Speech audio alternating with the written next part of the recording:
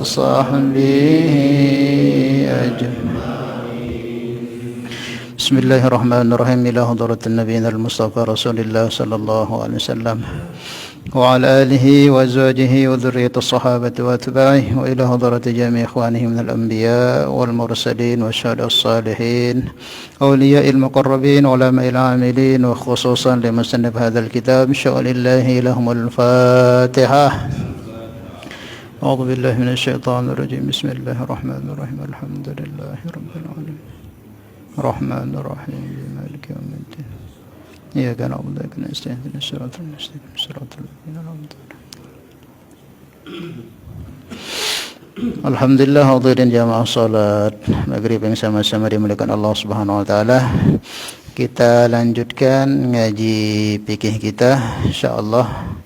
Malam ini kita pungkaskan, kita selesaikan atau kita habiskan bahasan kita mengenai hal-hal yang membatalkan salat.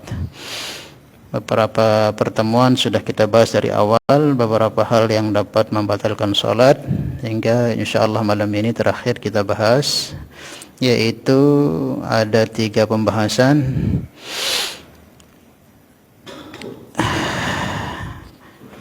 Wastidbarul kiblati, termasuk di antara hal yang membatalkan salat yaitu membelakangi kiblat. Kana yaj'aluha khalfa dhahrihi, yaitu menjadikan kiblat itu di belakangnya atau juga bisa di sampingnya begitu ya. Itu termasuk hal yang dapat membatalkan salat jika si orang yang salat tersebut dadanya tidak menghadap kiblat ketika salat. Saja disebutkan dalam kitab ini. Kita terangkan nanti panjang lebarnya. Jadi dalam bahasan ini yang harus tetap menghadap kepada kiblat seutuh-utuhnya dari awal takbir sampai salam itu dada kita. Adapun yang selain dada, muka, kiri, kanan, ini tidak sampai membatalkan jika gerakannya tidak lewat atau tidak lebih dari 3 gerakan. Seperti sholat kan kadang kita salam, Assalamualaikum warahmatullahi wabarakatuh, Assalamualaikum, tidak membatalkan walaupun muka enggak menghadap kiblat, karena yang menjadi patokan sahnya menghadap kiblat kita itu yaitu bisodrihi, yaitu dengan dada. Dada ini harus dari awal sampai selesai sholat itu jangan sampai menghadap selain kiblat. Dulu Nabi kita Mustafa Muhammad sallallahu alaihi wasallam kurang lebih semenjak beliau hijrah ke Madinah, pulang daripada Isra dan Mi'raj, turun perintah salat dan juga perintah salat berjamaah. Maka di saat itu kurang lebih selama 17 bulan Nabi itu salatnya menghadap ke Baitul Maqdis. Jadi kurang lebih 17 bulan Nabi itu salatnya mengarah ke Baitul Maqdis, dan salat menghadap Baitul Maqdis sudah ada di zamannya Nabi Allah Sulaiman. Jadi zaman Nabi Sulaiman itu sudah menghadap Baitul Maqdis memang salatnya. Sampai Nabi Isa, sampai Nabi kita Mustafa Muhammad SAW, beliau dapat menghadap kiblat kurang lebih 17 bulan. Awalnya pertama itu menghadapnya ke Mekah, ke Baitullah, ke Ka'bah di zamannya Nabi Ibrahim. Nabi Ibrahim kan yang bangun itu pondasi Ka'bah itu. Kemudian sholatnya menghadap itu terus sampai diutusnya Nabi Sulaiman, yang tugasnya Nabi Sulaiman itu di daerah Palestina, itulah daerah Israel itu. Sehingga makanya terkenal dengan Haikal Sulaiman. Ada kerajaan Sulaiman di situ. Itu yang dicari-cari oleh orang-orang Yahudi itu, Zionis itu. Nah, Nabi Muhammad SAW selepasnya hijrah ke Madinah itu berharap lagi kepada Allah Subhanahu wa taala bagaimana supaya kiblat ini dipindah arahnya oleh Allah menghadap ke mana? Ke Baitullah, Ka'bah. Jadi semenjak Nabi hijrah turun perintah salat, turun perintah berjamaah, itu Nabi terus sampai 17 bulan salatnya menghadap Baitul Muqaddas atau Masjidil Aqsa sebagai kiblatnya. Dan Nabi setiap salat itu berharap salat itu sampai Nabi itu ngelihat atas salat itu. Kapan-kapan nanti ada Jibril datang bawa wahyu, sudah diarahkan lagi kiblatnya menuju ke Baitullah Ka'bah. Sampai ini disebutkan dalam Al-Qur'an. Qad nara taqalluba wajhika fis sama' falanwalliyannaka qiblatan tardaha. Qad nara taqalluba wajhika fis sama'. Kata Allah, sungguh wahai kekasih Muhammad, aku ini Allah melihat taqalluba wajhika fis sama'. Apa artinya? Ngelihatnya pandanganmu ke langit. Kadang Nabi belum turun perintah salat khusyuk itu belum. Karena Nabi itu salat itu kadang lihat ke langit, takut-takut nanti di saat itu Jibril tuh turun. Maka betul, pada nuwalliyannaka qiblatan tardaha.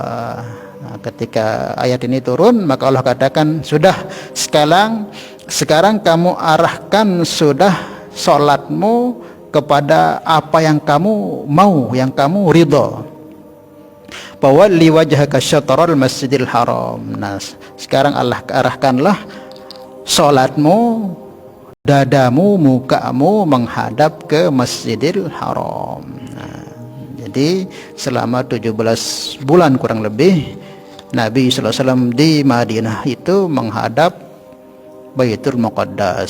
Selepas 7 bulan itu baru turun perintah menghadap ke Mekah atau menghadap ke Ka'bah untuk kiblatnya, dan sampai berlaku sampai sekarang, bahkan berlaku sampai hari kiamat. Jadi yang menghadap kiblat seperti yang pertama tadi yang sampaikan, dada kita. Jadi selain dada, muka itu kalau seumpama enggak menghadap kiblat, mungkin seumpama kita ada dipanggil orang, enggak apa-apa kita ngelihat sebentar gitu. Atau mungkin kita lihat barang kita, enggak apa-apa. Asalkan jangan lebih 3 kali gerakan. Boleh, karena ini enggak patokan dada. Kemudian apakah wajib kita mengarah ke bangunan Ka'bah itu? Apa namanya? Masjid, bukan Masjidil Haramnya, bangunan Ka'bahnya itu.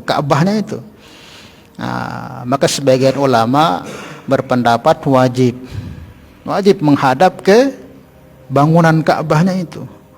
Cuman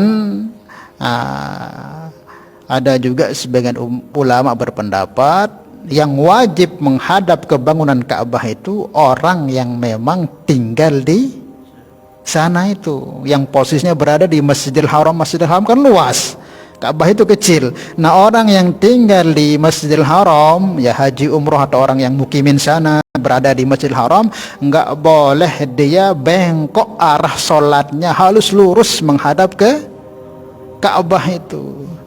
Nah, yang kita yang di luar Mekah, ya termasuk di Indonesia, yang di luar Arab, ya di luar Mekah itu sudah. Maka arahnya kita itu apa? Arahkan oleh para ulama sesuai dengan ayat Al-Qur'an, fawalli wajhaka syatral masjidil haram, ke arah masjidnya sudah. Nah, ke arah masjidnya kan sebutkan dalam Al-Qur'an, fawalli wajhaka syatral masjidil haram. Masjidil Haram kan luas itu. Nah, jadi cukup sudah. Nah, sebagian ulama mengatakan cukup sudah di mana arah kiblat di tempatmu itu cukup sudah. Kalau kita kan di mana arah kiblat? Barat. Sudah, kalau sudah hadap barat berarti sudah menghadap kiblat. Nah, arah kiblatnya itu. Ya, kalau kita mau arahkan ke Ka'bah itu gimana? Bingung kita. Bingung kita, jauh. Kecuali untuk jadi wali jainian. Maka arahannya para ulama arahkan ke Masjidil Haram. Di mana arah Masjidil Haram itu? Kalau di tempat kita ini arahnya barat. Maka itu enggak usah jadi perbincangan atau perdebatan. Di masjid kita sudah ada masjid arahnya ke situ, dirubah lagi, pengen diarahkan, dibongkar lagi masjidnya, nanti malah repot. Ya sudah. Nah, ulama berpendapat yang penting arahnya itu ke arah Masjidil Haram, ya arahnya ke barat, ya sudah cukup. Paham ya? Nah, tidak usah kita repot-repot lagi, sudah dibangun masjidnya bagus-bagus, karena ada kabar-kabar baru bahwa masjid ini sudah tidak lurus ini menghadap kepada, sehingga dibongkar lagi, biaya lagi. Ya, paham ya? Ya cukup menghadap ke arah kiblat. Arah kiblat kita kalau di sini di Di Lombok khususnya di tempat kita ini di Montong ini, ya sebagian tempat-tempat lain ya arahnya barat, ya sudah arah barat kita sholat cukup. Paham ya? Supaya nggak ada jadi perselisihan nanti. Ada sebagian tempat itu imamnya bengkok, makmumnya lurus. Ada enggak seperti itu? Nggak usah gitu-gitu, nggak usah lurus, sudah sama-sama lurus, kelihatan kayak aneh gitu ya. Lurus sudah, lurus. Tapi kalau saat ada sepuh masjid itu, masjidnya itu karpetnya itu dibengkokkan, ndak lurus seperti arah mihrabnya ya. Kalau memang pada sepakatnya marangan, ya ndak apa-apa. Kalau memang mereka sepakat kayak begitu ndak apa-apa. Paham ya? Nah, itu yang perlu sedikit yang sampaikan mengenai arah kiblat. Kemudian juga dalam keterangan yang lalu, hal yang membatalkan sholat itu termasuk syarat daripada sholat itu kan menghadap kiblat. Nah, ada dulu kita bahas mengenai syarat-syarat sahnya sholat, seperti apa? Menutup aurat, suci dari hadas kecil, hadas besar, kemudian apa lagi? Termasuk menghadap kiblat. Maka otomatis kalau orang tidak menghadap kiblat berarti sholatnya batal. Maka termasuk yang membatalkan sholat yaitu di saat seorang itu membelakangi kiblat. Disebutkan kana yaj'aluha khalfa dhahrihi. Ketika orang yang sholat itu menjadikan kiblat itu di belakangnya, tidak menghadap kiblat. Namun ada sebagian keadaan kita itu diperbolehkan tidak menghadap kiblat. Paham ya? Nah, ada keadaan-keadaan tertentu kita itu diperbolehkan tidak menghadap kiblat. Di antaranya yaitu yazuju dzalika fi nafli bis safari, yaitu tatkala kita salat dalam safar, dan salat yang kita kerjakan salat sunnah boleh kita tidak menghadap kiblat. Paham ya? Tetapi kalau kita ini salat fardu di safar harus berhenti, harus turun menghadap kiblat, nggak bisa kita. Salat fardu di kendaraan tanpa menghadap kiblat maka tidak sah. Misal di bis ini kan kita tidak tahu, bis ini kadang dalam jangka 5 menit itu sudah arahnya lain. Oke, mungkin kalau di kereta api kan lurus ya, bisa kita menghadap kiblat, atau di kapal besar gitu bisa. Tapi kalau di bis itu kan kita nggak tahu, tiba-tiba tikungan. Nah, maka kalau sholat fardu wajib turun semua sholat fardu kerjakan. Tapi kalau sholat sunnah boleh di safar itu tidak menghadap kiblat. Paham ya? Fa in khiftum farijalan aw rukbana, disebutkan dalam Al-Qur'an. Boleh kita itu diperbolehkan mengerjakan sholat sunnah tanpa menghadap kiblat ketika di safar gitu. Ketika kita jalan juga, farijalan, ketika jalan juga boleh. Ini termasuk sunnah yang banyak ditinggalkan atau sunnah mahjurah namanya. Orang jarang mengerjakan sholat sunnah safar. Ulama kita dahulu itu sambil jalan, mereka sambil jalan sholat. Allah, cuman ada ketentuannya caranya nanti ya, ini yang banyak ditinggalkan. Kadang kalau kita mau kerjakan dilihat aneh, kok tiba-tiba ada yang sujud, padahal itu disunnahkan itu. Maka disebut sunnah mahjurah, sunnah yang ditinggalkan oleh umat sekarang ini, yaitu meninggalkan mengerjakan sholat sunnah di safar. Dan juga termasuk sunnah mahjurah yang ditinggalkan banyak umat itu azan awal. Jadi azan awal termasuk sunnah itu. 1 jam sebelum subuh itu, zaman Nabi itu setiap masjid zaman Nabi itu ada azan. Nah, itu banyak kita ditinggalkan itu. Ada nggak sekarang yang masih azan awal di kampungnya? Ada? Hah? Kapekluan. Nah, di sini dulu ada kayak kedengaran Tegal. Nak masih. Nah, itu sunnah. Kas muazzinnya Nabi itu kan ada 2, Abdullah ibnu Umi Maktum sama Bilal. Termasuk sunnah mahjurah yang banyak ditinggalkan umat itu sholat ketika safar sambil bermotor, bersepeda, sholat duha, apa sudah. Takbir Allah Akbar sambil terbang sepeda sambil sholat sudah. Nanti salam ya sudah selesai. Enggak apa-apa ya, lihat di depan, jangan sudah merem kayak sedepan motor biasa sudah. Saya kayak biasa sudah jalan. Allah Akbar. Cuma nanti ya pas salamnya ya ngerem majurun doang salam. Dan ini sambil jalan salam berpeleh. Pahamnya seperti itu. boleh tidak menghadap kiblat. Tetapi kalau sholat fardu wajib menghadap kiblat. Maka kalau di perahu gimana Ustaz? Kalau di perahu ini ya usahakan kalau kita turun perahu kan itu bau ai soalnya itu sebenarnya no. Terus itu kadang bejolo-joloan tali perahu kocar mah apalagi zaman negara kan pada jok Bali no. Jok Bali kapal kadu sampan kan ngambil no. Sembahyang oleh perahu gimana caranya? Ya takbirnya usahakan takbir awal itu menghadap kiblat. Nah nanti terserah barang bena ada ngarahan si angin atau si air no arah kapal tidak masalah, yang penting awalnya itu sudah usahakan, bukan usahakan, wajib menghadap kiblat ketika takbir Allah Akbar. Tepat misalnya barat Allah Akbar. Syukur-syukur kalau memang kapal metem terus menghadap barat, lakukan jarang. Kadang kecil dompet bahkan sampai membelakangi kiblat. Ya tidak apa-apa, sudah asal awalnya itu sudah menghadap kiblat. Itu perkara yang sangat-sangat sulit untuk kita bisa hindari, karena beberapa dalam Al-Qur'an itu disebutkan oleh Allah Subhanahu wa taala, "Wa ma ja'ala 'alaikum fid-dini min haraj." Allah tidak jadikan dalam agama ini suatu hal yang memberatkan. Ya, kalau memang tidak bisa kita pandu ikat kapal kita atau perahu kita itu metem terus menghadap kiblat, sudah ambil awalnya menghadap kiblat, selanjutnya terserah. Paham ya? Nah, seperti itu. Kemudian juga diperbolehkan kita sholat tidak menghadap kiblat bisyiddatil khauf, di saat kita dalam keadaan sangat-sangat takut, walaupun itu sholat fardu. Nah, ini boleh sholat fardu kita tidak menghadap kiblat, tentunya posisi kita ini bisyiddatil khauf, dalam keadaan sangat-sangat takut. Kalau sholat sunnah kan tadi, sholat sunnah itu boleh tidak menghadap kiblat ketika safar. Tetapi kalau posisikannya dalam keadaan takut sekali, dalam perang atau dalam keadaan genting atau dalam ada bencana, boleh yang awalnya kita menghadap kiblat, boleh tidak menghadap kiblat selanjutnya. Paham ya?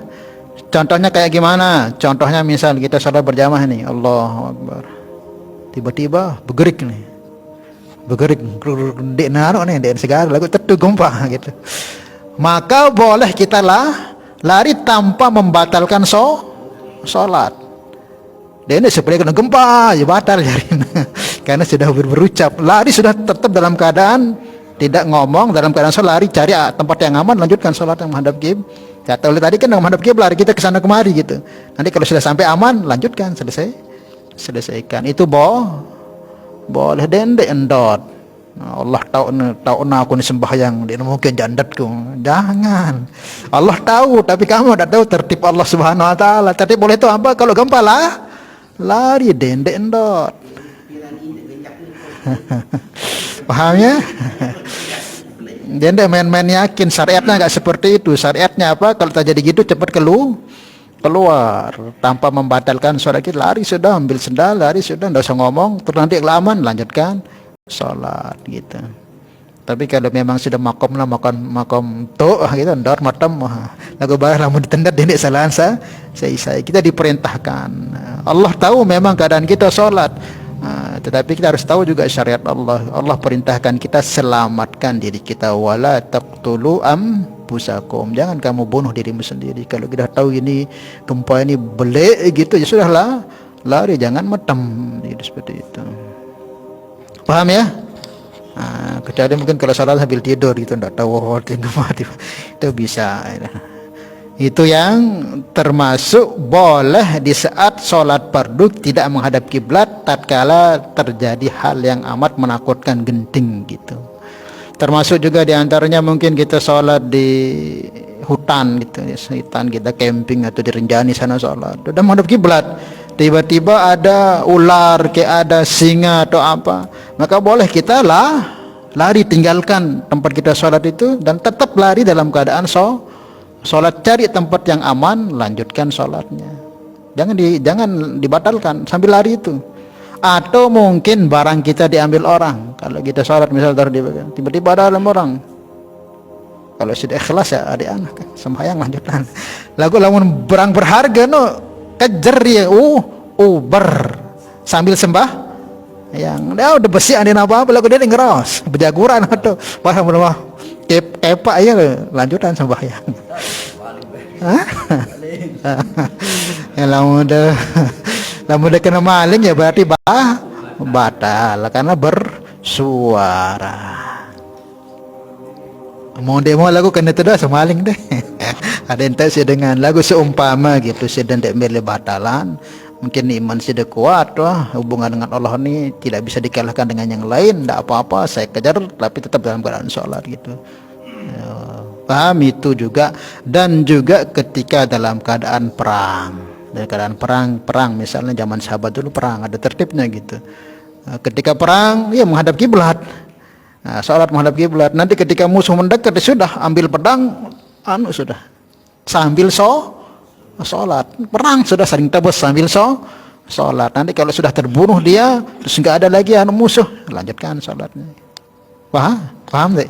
Jadi seperti itu, boleh sholat wajib tidak menghadap kiblat jika kondisi atau posisi kita bisiddatil khauf, dalam keadaan sangat-sangat khawatir ataupun takut. Tapi saat gerakannya melebihi daripada 3 kali, tidak apa-apa, walaupun jutaan kali tidak apa-apa, karena posisi kita memang posisi perkara yang tidak bisa kita hindari, bukan kesengajaan. Karena kalau kita diam nyawa kita akan hilang. Allah perintahkan kita untuk selamatkan diri kita. Kecuali tidak ada masalah terus kita bergerak lebih dari 3 kali, apalagi sampai ada menghadap kiblat, maka otomatis itu membatalkan sholat. Nah, kalau situ sedikit yang kita bahas mengenai menghadap kiblat. Oke, sebelum kita lanjutkan ada yang ditanyakan?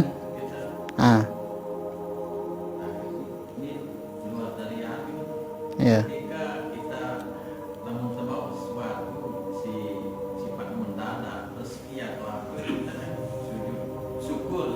Ya.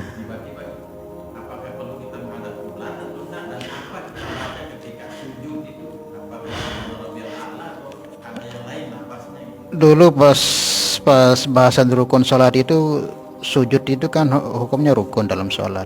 Nah, terus bagaimana kalau sujud syukur ini? Sujud syukur itu tetap wajib hukumnya kita ada wudhu dan tetap tutup aurat dan tetap menghadap kiblat. Jadi bukan kayak pemain-pemain bola itu kan, apalagi pemain-pemain MMA kan, udah kelihatan sujud syukur. Tidak tertibnya begitu. Sujud syukur itu kayak sholat, kita menghadap kiblat, kita ada wudhu baru sujud syukur. Lamun dekna wudhu dekna sujud syukur, cukup ucapan alhamdulillah. Lagunya kan wah buka auratna terus sujud baca gandangna. Oke, mungkin ya sebagai tanda keislaman apa-apa, tapi secara tertibnya enggak seperti sujud syukur itu. Sujud syukur itu apa?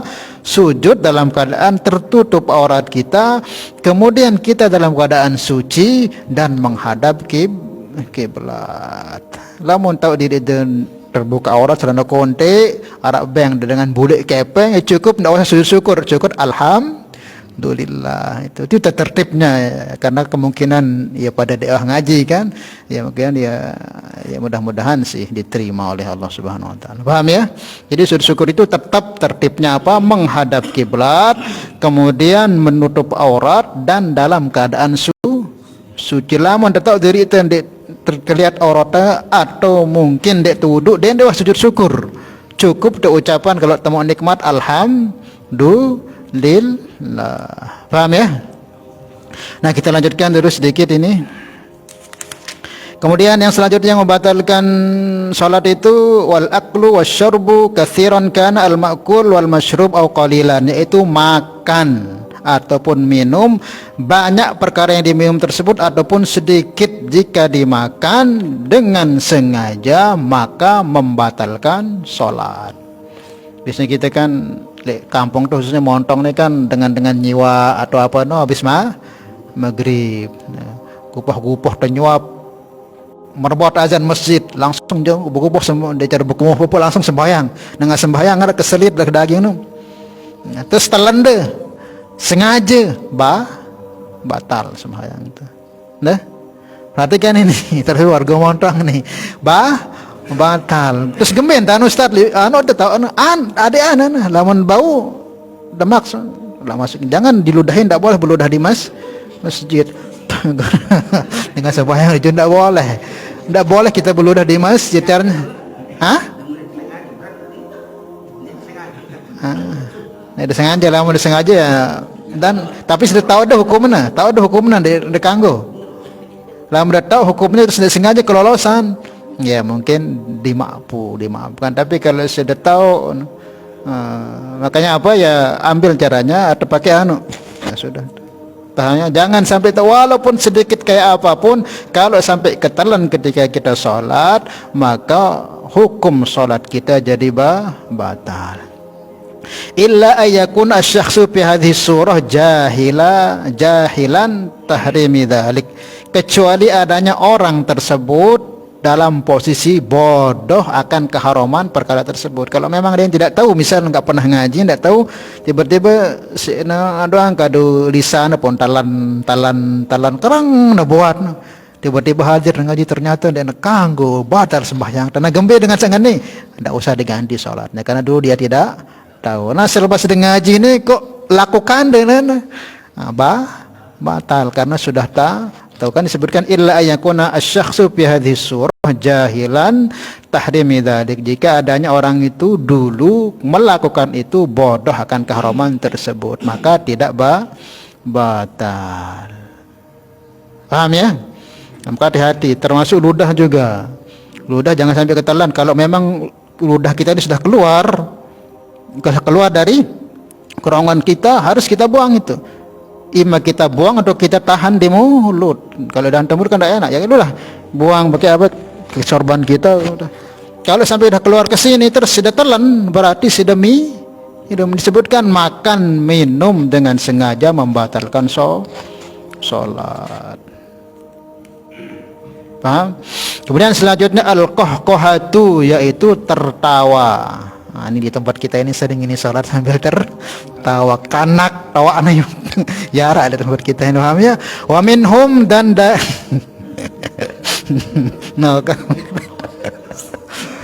wa minhum dan di antara sebagian ulama yu'abbaru anha, yang mengibaratkan daripada qahqah itu apa, bidahki, dengan ketawa.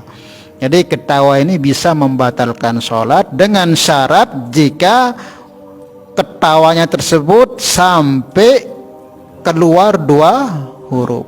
Haha. Kalau masih satu huruf, hato nih dia dikerakamkan berarti 2 jarinya itu. Kanca dia belum bilang malik berarti semakin banyak hurufnya itu. 2 huruf dia ketawa, maka batal sholatnya. Batal sudah itu. Atau hihi, batal juga itu. Ada masih ini mengurangi paha. Tapi disebutkan di sini wa mahallu butlani biha ayyadhhara biha harfani fa aktsar. Kalau ketawanya tersebut sampai keluar 2 huruf atau lebih, misal katanya hihi, huhu, apa, batal. Paham ya?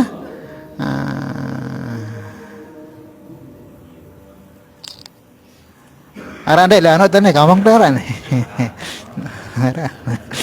Hati-hati ya, jangan. Wa kharaja bidhahki at-tabassumu, dikeluarkan atau dikecualikan daripada ketawa tersenyum. Kalau sampai tersenyum gimana Ustaz? Dia sampai ketawa maksudnya tersenyum. Gimana? Batal deh tersenyum? Tidak batal.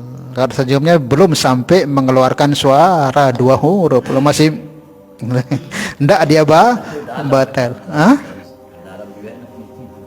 Yang penting nggak keluar suara, nggak keluar suara. Paham? Wa kharaja bidahki at-tabassumu fala tubtilu bi as-shalah, maka kalau masih posisi tersenyum saja maka salatnya tidak batal. Karena sallallahu alaihi wasallam tabassama fi sholati, karena Nabi juga dulu pernah tersenyum salat. Nah, ketika tiba-tiba tersenyum Nabi itu. Falamma salima, maka ketika Nabi salam, su'ila, di sarahnya disebutkan falamma salima su'ila an dzalik faqala marrabi minkail fadhahika li fatabassamtu lahu. Maka Nabi ketika salam ditanya, ya Rasulullah, kalau sahabat kenapa tadi Tuhan saya lihat tersenyum salat gitu, tersenyum. Maka beliau katakan, telah lewat di depanku tadi malaikat Mikail, kemudian beliau senyum kepadaku, kemudian aku balas senyum. Nabi ngelihat di seseorang itu tiba-tiba malaikat Mikail lewat, kemudian senyum kepada Nabi, Nabi juga ikut tersenyum. Nah ini selagi masih posisi tersenyum, nggak sampai tertawa yang melebihi atau sampai 2 huruf atau lebih, maka sholatnya batal. Paham ya?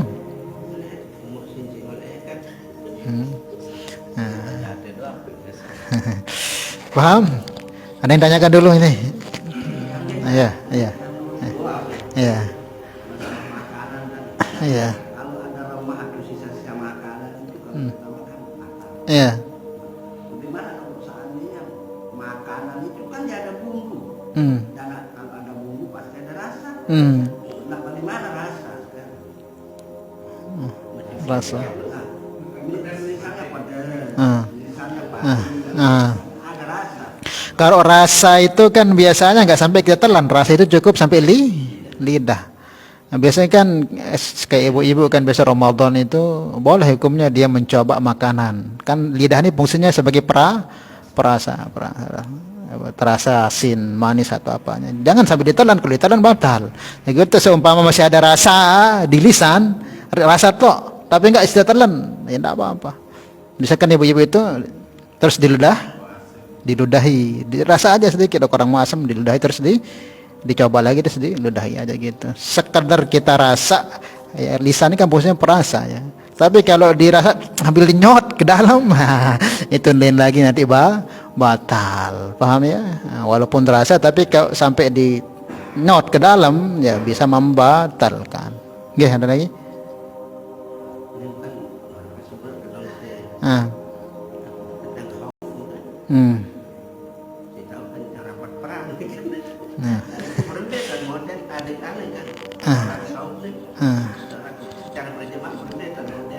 Ada disebutkan dalam Al-Quran, disebutkan tata cara sholat khauf. Kemungkinan nanti di sini ada prakteknya nanti. Insya Allah ya, nanti kita bahas tata cara sholat khauf. Ada itu ada di Al-Quran. Nanti bagian yang tidak nyerang dia jaga jamaah yang sholat. Nanti selesai yang sholat dia ganti-gantian begitu. Ini posisi lagi aman. Tetapi kalau udah posisinya itu nyerang terus sholat masuk, ya sudah takbir langsung tembak pedang. Asalkan jangan sampai ketinggalan sholat. Tapi kalau si aman, musuh dalam posisi siaga, kita siaga, sholat sudah tetap. Tapi yang sholat berjamaah ini di belakang yang jaga gitu. Tapi kalau sudah posisi nyerang musuh, tetap wajib sholat. Apalagi misal nyerangnya ini maghrib atau asar, kan pendek tuh waktunya, gimana?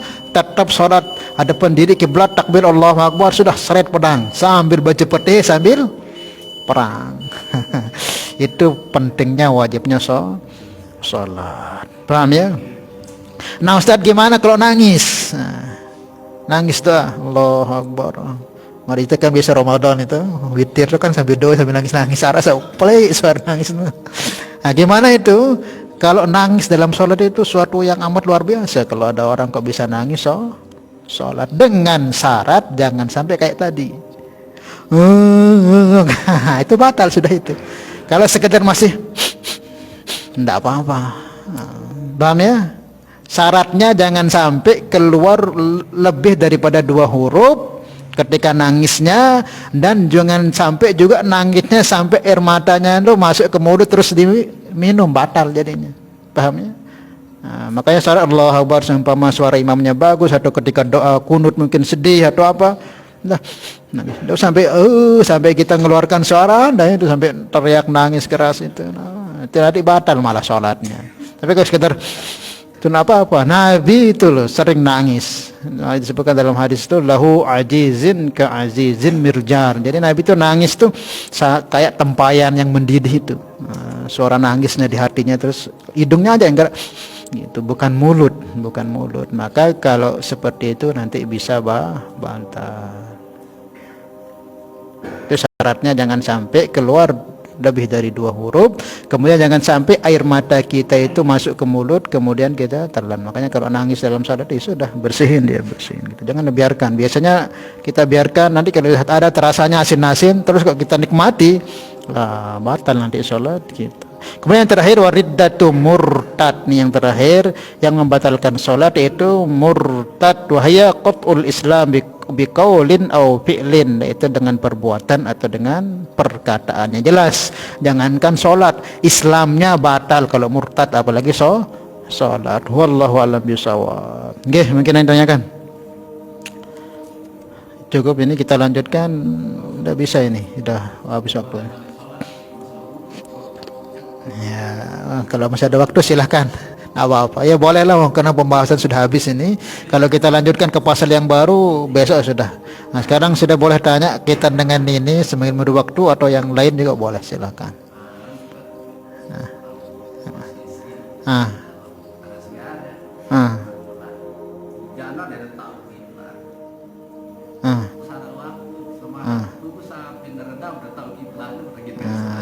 Tahu posisi ngeno, makanya ya ada memang syarat menghadap kiblat itu ada 3. Syarat menghadap kiblat ada 3. Yang pertama al ilmu binafsi, kita tahu sendiri kiblat itu. Contohnya apa? Kita lihat sendiri kiblat itu. Contohnya ini yang pertama, orang yang langsung berada di Masjid Haram, dia tahu langsung seriusnya Kak. Ini syarat yang pertama. Al ilmu binafsi, dia tahu sendiri kiblatnya seriusnya si penyeriusnya di dulunya Kak. Kemudian yang kedua dengan bi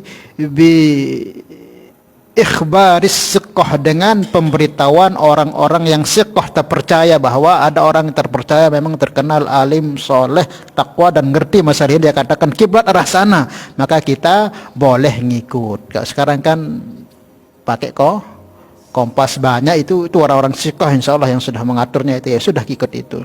Kemudian bisa dengan ijtihad, kayak posisi Pak Daham tadi itu, petang dindang hujan balik mbe kiblatnya waktu jangan buik, ya sudah mbe dandang sembah fardu ini Ustaz. Ya memang keadaan seperti itu, ketimbang salat kelewatan. Makanya yang sebutkan tadi, disebutkan wa ma ja'ala 'alaikum fid dini min kharaj, Allah tidak jadikan agama ini sebagai pemberat. Bunya hadzal din ala yusrin, agama dibangun atas kemudahan. Kalau memang sesuatu yang tidak kita kendalikan dengan diri kita dan kita tidak tahu, ya sudah, apa yang kita bisa kerjakan, karena sudah posisinya kita nggak tahu, sudah sementara waktu mau habis, ya sudah hadapkan, sudah mana yang kita hadapkan itu boleh ijtihad kita sendiri. Kalau memang nggak bisa secara langsung kita ketahui arah kiblat karena keadaan kondisi yang tidak menentukan.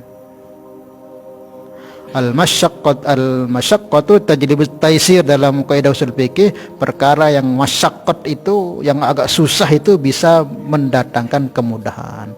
Kalau sesuatu yang agak susah itu agama memberikan kemudahan, ini semampumu, sudah begitu. Makanya sholat nggak bisa kalau kita sakit, nggak bisa berdiri, walaupun fardu kan syaratnya berdiri, itu rukun. Kalau dalam keadaan sakit boleh duduk pun nggak bisa, boleh baring. Jadi masyarakat yang berat itu akan memberikan oleh agama ini kemudahan. Cuman jangan kita mudah-mudahkan. Wah, terang jelas hadap kiblat le juru lain, dan semua bahayang ya, ini namanya Allah, namanya tidak benar. Ada lagi? Ya.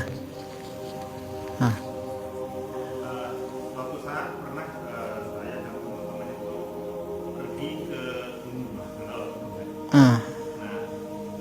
tiba waktu azan maghrib, itu sudah habis ya, jadi lama kita sambil jalan. Nah, ternyata teman ini nggak bawa pakaian yang cukup untuk menutup aurat. Saat itu kita cari apa yang bisa menutup, nggak ada.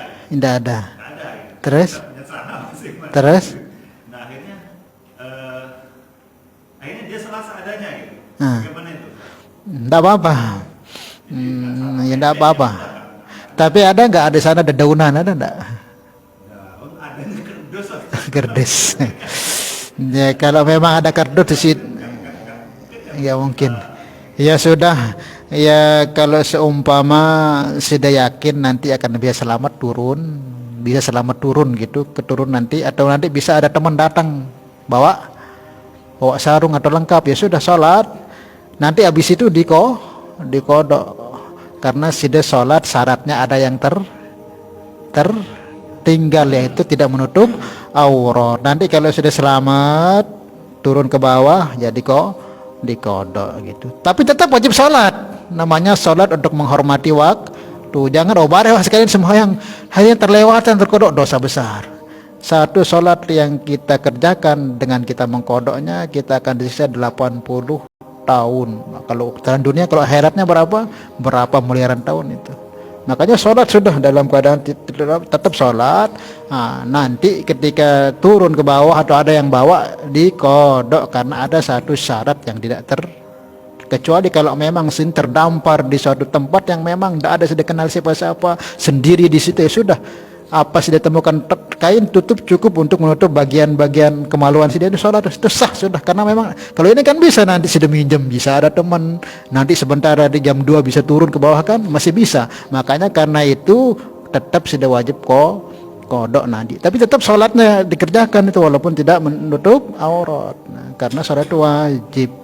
Nanti kalau sudah sampai bawah, ya sempurnakan lagi kodok. Sama kayak kita pergi umroh, misal kita sholat fardu di atas pesawat, mungkin kita berangkat ini berangkatnya jam 12 malam, otomatis kan subuh di pesawat, paling sampai kita ini jam 11 lah. Kalau berangkatnya jam 12 sampai sana jam 11 siang, berarti subuh kita di atas pesawat. Sholat di atas pesawat itu tidak sah hukumnya, walaupun kita ada wudhu, kan harus nempel kaki kita. Apakah terus kita tidak salat subuh? Tetap sholat, sudah tetap sholat pesawat. Nanti ketika turun dikodok tetap, karena sholat namanya sholat menghormati waktu yang masuk. Jangan sampai nggak sholat. Nanti ketika singgah sholat zuhur di Jeddah atau di Madinah, ya sudah, sholat zuhur dulu atau kodok dulu, terserah mana yang dimaukan, tapi tetap wajib dikodok subuhnya. Jangan sampai tidak sholat di pesawat. Kadang sebagian jamaah itu ndik sembahyang. Allah, cukup insyaallah ya, mudah-mudahan Allah Subhanahu wa taala beri kepahaman kepada kita untuk kita bisa amal dan sampaikan. Ala hadhihi niyyah al-Fatihah. Bismillahirrahmanirrahim. Alhamdulillahirabbil alamin. Arrahmanir rahim. Maliki yaumiddin. Iyyaka na'budu wa iyyaka nasta'in. Ihdinas siratal mustaqim. Siratal ladzina an'amta 'alaihim. Salatullah salamullah